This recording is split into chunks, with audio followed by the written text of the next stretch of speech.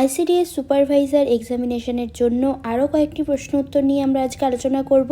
সবার প্রথম যে প্রশ্নটা রয়েছে সেটা হচ্ছে, সুষম খাদ্যের অভাবে কি হয়? শরীরকে সুস্থ ও কর্মক্ষম রাখার জন্য সুষম খাদ্যের প্রয়োজন। এই খাদ্য তালিকায় কার্বোহাইড্রেট, প্রোটিন, স্নেহজাতীয় পদার্থ, কিছু ভিটামিন ও খনিজ লবণ থাকা দরকার। প্রতিদিনকার খাদ্য তালিকায় এর অভাব ঘটলে শরীরে নানা রকম রোগের আক্রমণ দেখা দেয়। দ্বিতীয় প্রশ্ন হচ্ছে, পুষ্টিকর সুষম খাদ্যের অভাবে কাদের মধ্যে রোগের আক্রমণ বেশি দেখা যায় এবং কেন? ভারতে স্বাস্থ্য পরিসংখ্যান থেকে দেখা গেছে 1 থেকে 6 বছর শিশুদের মধ্যে খাদ্যাভাবজনিত রোগের প্রাদুর্ভাব বেশি থাকে। তাছাড়া গর্ভিণী ও প্রসূতিদের মধ্যেও অনেকের খাদ্যাভাবজনিত রোগে ভোগে। ভারতের 1 থেকে 6 বছর বয়সী শিশুদের দৈনিক প্রায় 300 ক্যালোরি খাদ্যের ঘাটতি পড়ে।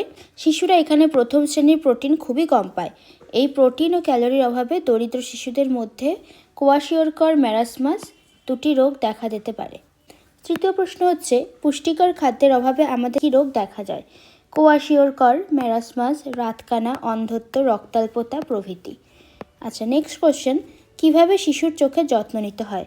সবসময় শিশুর চোখ পরিষ্কার রাখতে হবে। 2 হচ্ছে, শিশুর খাদ্য তালিকায় প্রচুর শাকসবজি রাখতে হবে। 3 নম্বর হচ্ছে, প্রতি 6 মাস অন্তর শিশুকে ভিটামিন এ ক্যাপসুল খাওয়াতে হবে।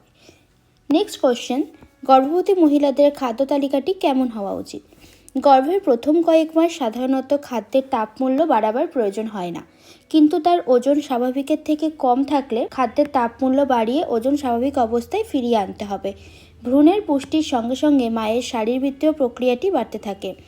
এই সময় খাদ্যের ও তাপশক্তির মাত্রা বাড়াতে হয় এবং গর্ভের শেষের দিকে স্বাভাবিকের থেকে প্রায় 35 গ্রাম বেশি খাদ্য গ্রহণ করা উচিত। এই 35 গ্রাম খাদ্য গর্ভবতীর দেহে 118 ক্যালোরি বেশি তাপ যোগাবে। প্রোটিন জাতীয় পদার্থ, বিশেষত 15 গ্রাম ডাল, তার দেহে 135 ক্যালোরি বেশি তাপ যোগাবে। নেক্সট কোশ্চেন হচ্ছে, দুধের বিকল্প উদ্ভিজ্জ প্রোটিনের নাম কি? দুধ একটি আদর্শ খাদ্য, এর কোনো বিকল্প না থাকলেও সয়াবিনকে ব্যবহার করা যেতে পারে। নেক্সট কোশ্চেন, গ্রামাঞ্চলে গর্ভবতী মা ও শিশুর স্বাস্থ্য রক্ষার পরামর্শ কে দেয়? সাধারণত গ্রামাঞ্চলে মাল্টিপারপাস হেলথ ওয়ার্কাররা এই পরামর্শ দিয়ে থাকেন। নেক্সট কোশ্চেন, শিশুকে ক্লান্ত ও অবসন্ন দেখালে কি করতে হবে? শিশুকে ক্লান্ত ও অবসন্ন দেখালে বুঝতে হবে তার সুষম খাদ্যের অভাব রয়েছে, ফলে তার খাদ্যে কার্বোহাইড্রেট, প্রোটিন, স্নেহজাতীয় পদার্থের পরিমাণ যাতে যথাযথ থাকে তার দিকে দৃষ্টি দিতে হবে। নেক্সট কোশ্চেন হচ্ছে, শিশুর খাদ্যে কত ক্যালোরি তাপমূল্যের প্রয়োজন? 1 থেকে 3 বছর বয়স্ক শিশুর খাদ্যে দৈনিক 1220 এবং 4 থেকে 6 বছর বয়সী শিশুর দৈনিক 1720 ক্যালোরি তাপমূল্যের প্রয়োজন। নেক্সট কোশ্চেন, গর্ভবতী মহিলা বা শিশু রক্তাল্পতার শিকার হলে কি করতে হবে? গর্ভবতী মহিলা বা শিশু রক্তাল্পতার শিকার হলে তার খাদ্য তালিকায় লৌহ গঠিত পদার্থের পরিমাণ বেশি রাখতে হবে, যেমন মাছ, মাংস, ডিম, ডাল এবং শাকসবজি। নেক্সট কোশ্চেন, গর্ভবতী মহিলাদের খাদ্যাভাবের ফলাফল কী? গর্ভবতী মহিলাদের খাদ্যাভাব ঘটলে সবথেকে বেশি ক্ষতিগ্রস্ত হয় গর্ভস্থ ভ্রূণ, ফলে গর্ভপাত পর্যন্ত কিন্তু ঘটতে পারে। নেক্সট কোশ্চেন, ভিটামিনকে জৈব অনুঘটক বলে কেন?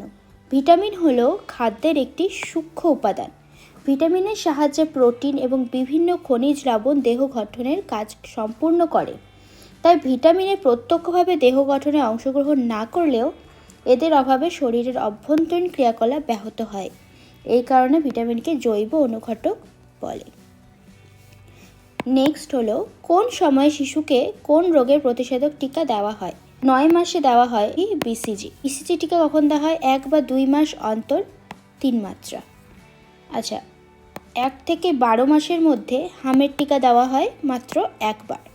আচ্ছা, 18 থেকে 24 মাসের মধ্যে ডিপিটি দেওয়া হয় বাড়তি মাত্রায়। তাহলে আজকে কিন্তু খুব বেশি প্রশ্ন নিয়ে আমরা আলোচনা করলাম না, তবে এই প্রশ্নগুলো কিন্তু খুবই ইম্পর্ট্যান্ট, এমনকি কোশ্চেনগুলো একটু বড় মাত্রাতেও রয়েছে।